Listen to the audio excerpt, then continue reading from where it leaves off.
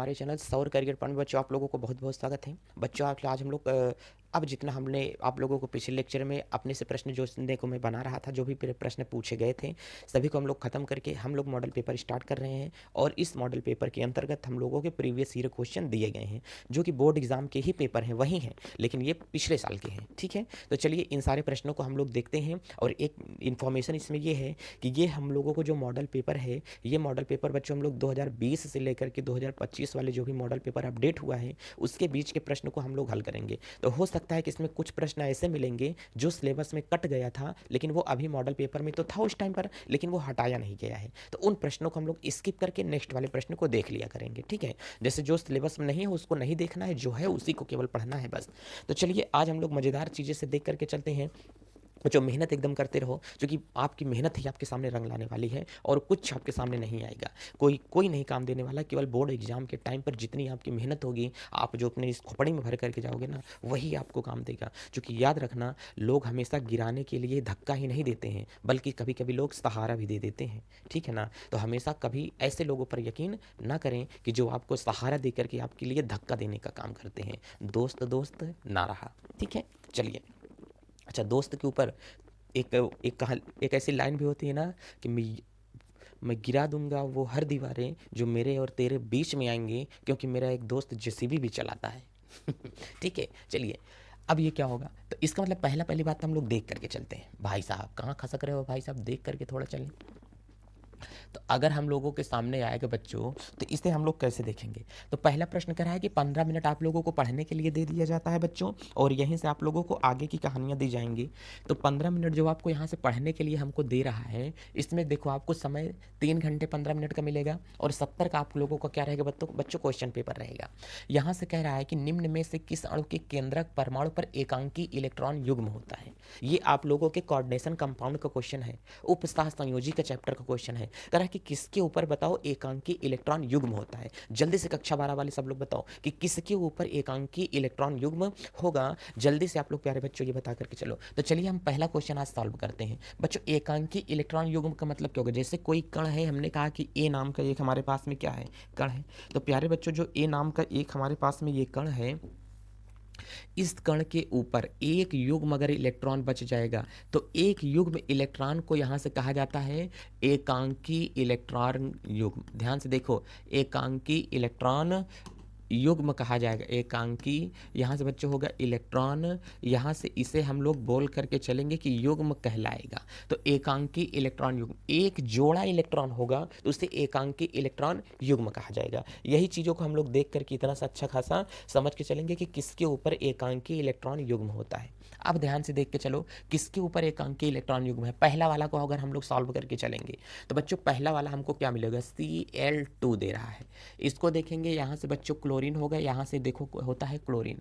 Chlorine के वाह्यतम कोष में अगर इलेक्ट्रॉन युग्म हमारे पास में आएगा, इसके पास में ध्यान से देख के चलो, एक इलेक्ट्रॉन, यहाँ से क्या होगा 2 इलेक्ट्रॉन, इसके पास में बच्चों कितना 7 इलेक्ट्रॉन होता है।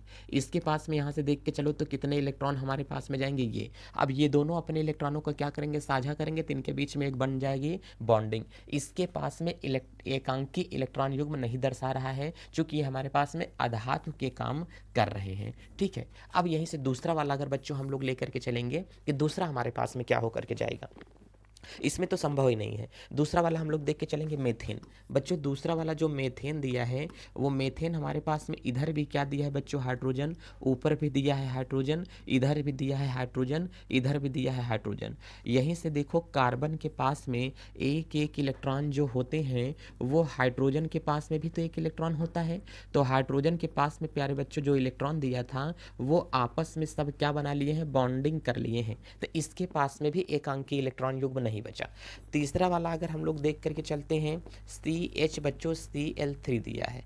ध्यान से देख करके चलना, यहां से हमारे पास में कितना दिया है, Cl कितना दिया है, यहां से 3 दे करके रखा है। बच्चों ध्यान देना, तो यहां से कितना होगा Cl3। इसका अगर हम लोग प्यारे बच्चों देख करके चलेंगे तो कार्बन होगा, एक क्लोरीन ये होगा, एक क्लोरीन ये होगा, एक क्लोरीन ऊपर होगा, एक क्या होगा नीचे होगा। 4 कार्बन की चारों बॉन्डिंग इलेक्ट्रॉन जो यहाँ से थे ये बन गए। इसके पास में भी थे जितने थे सब आपस में क्या कर लिए हैं, साझा कर लिए हैं।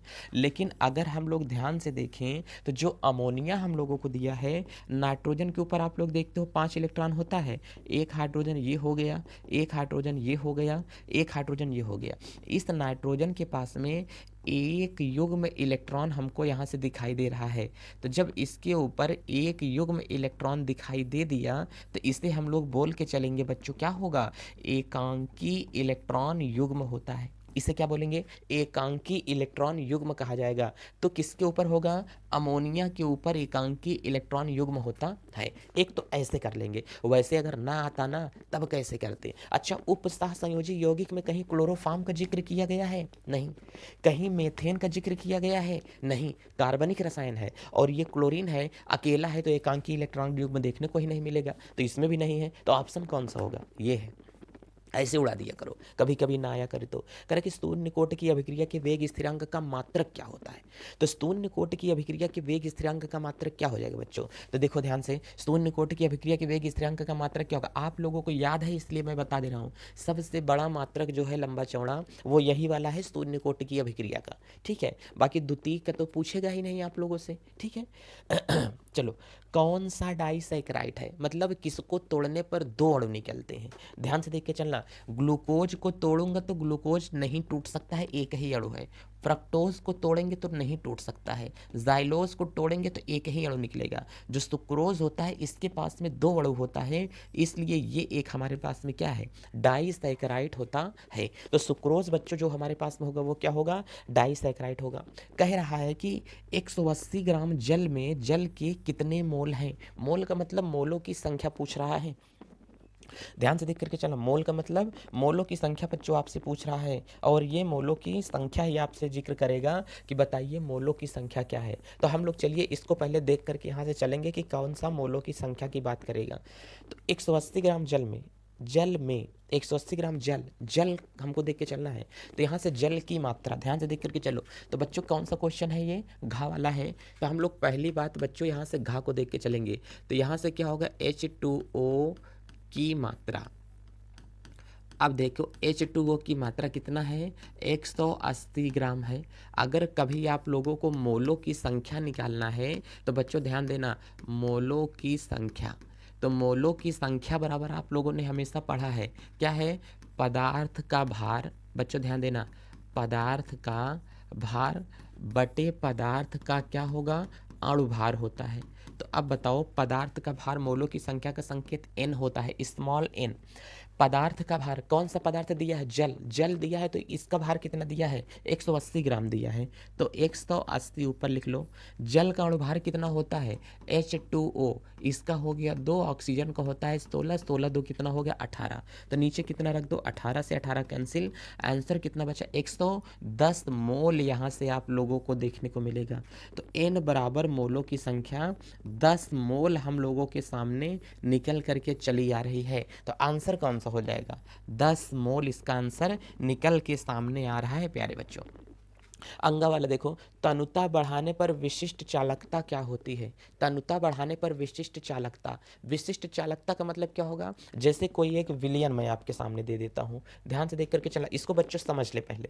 अगर विलयन अगर मैंने कोई आपके सामने दिया हुआ है तो ये हमारे पास में क्या होगा, समझो। कोई एक विलियन मैंने दे दिया, हमने कहा चलो भाई ठीक है, एक बाल्टी में आपको क्या दे देता हूँ, पानी दे देता हूँ।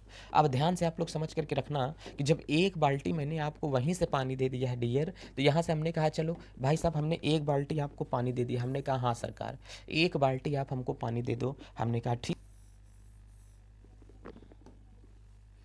देखिए, अगर मैंने कह दिया कि आपको ये मैंने पानी दे दिया, और जब पानी देता हूँ तो इसके किनारे पर बच्चों कोने कोने पर जहाँ हम लोगों से पूछेगा ना, इसकी चालकता पूछेगा, कह रहा है कि 1 ml में इसके बताओ यदि 110 इलेक्ट्रॉन है 1 ml में, जो इसकी चालकता होती है 1 ml की चालकता को ही विशिष्ट चालकता कहा जाएगा। और जब 1 ml की इसकी जो चालकता होती है इसी को ही हम लोग विशिष्ट चालकता कहेंगे। अगर इसमें कह रहा है कि ऊपर से हम लोग और ज़्यादा पानी डाल देते हैं, बताओ 1 ml था तो ये एक बल्ब को जला रहा था। किसको कर रहा था? ये एक बल्ब को जला रहा था बहुत तगड़े से। और तू बैटरी में गया पानी डाल दिए, और जब बैटरी में तुमने पानी डाल दिया तो बल्ब क्या हो गया? और धीमा हो गया। अब ज़्यादा बल्ब जलने वाला इसमें नहीं है। और जब इसमें जो बल्ब हमारे पास में जल रहा था प्यारे बच्चों, ये तो हमने कहा कि बल्ब भाई हमारे पास में जला।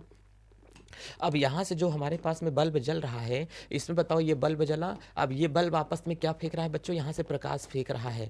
तो हमने कहा बल्ब यहाँ से प्रकाश फेंका, हमने ऊपर से पानी जब इसमें ला करके डाल दिया तो बल्ब हमारा जलना बंद हो गया। बल्ब के पास में बच्चों क्या हो गया? अंधकार उत्पन्न होना शुरू हो गया। क्यों ऐसा हो गया? बल्ब के पास में अंधकार, क्योंकि तुमने पानी बढ़ा दिया। पानी बढ़ाया तो विलयन जो गाढ़ा था वो पतला हो गया। एकदम जब विलयन बहुत ज़्यादा पतला हो जाता है तो भी विलयन धारा के प्रवाह को क्या करता है? रोकता है। इसका मतलब विशिष्ट चालकता घट गई, जो चालकता थी वो घट गई। तुमने क्या बढ़ाया? तनुता। तनुता मतलब पतला। जब विलयन की तनुता बढ़ाते हैं तो चालकता बढ़ती है? नहीं। स्थिर रहती है? नहीं भाई, इसमें से कोई नहीं, नहीं घटती है। तो विलयन की तनुता बढ़ाने पर चालकता बच्चों क्या होती है? घट जाती है। इतना समझ में आया? अब कह रहा है कि पोटेशियम सल्फेट एक आयनिक ठोस है, धात्विक ठोस है। सर ये क्वेश्चन कटा हुआ है, ये सॉलिड स्टेट हुआ करता था, ठोस अवस्था अब नहीं है आपके सिलेबस में। ठीक है। एक चांदी की घनी संकुलन, ये भी आपका सिलेबस में नहीं है।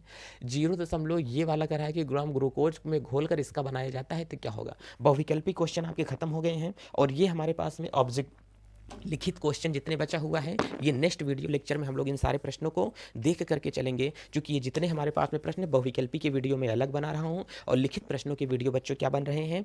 अलग बन रहे हैं। ठीक है ना? तो अब यही अपने पास में हम लोग देख करके चलेंगे बेहतरीन तरीके से। लेकिन आप लोग बच्चों वीडियो को ज़्यादा से ज़्यादा प्यार दें, चूँकि वीडियो को शेयर करें। आप लोग वीडियो को ज़्यादातर शेयर नहीं करते हैं बच्चों, क्योंकि आप शेयर करते हैं तो वीडियो की कंटिन्यूटी हमें पता चलती है। आप लोग तो हमारे अपने हैं, तो वीडियो को बच्चों ज़्यादा से ज़्यादा शेयर करें। चलते हैं। जय भारत।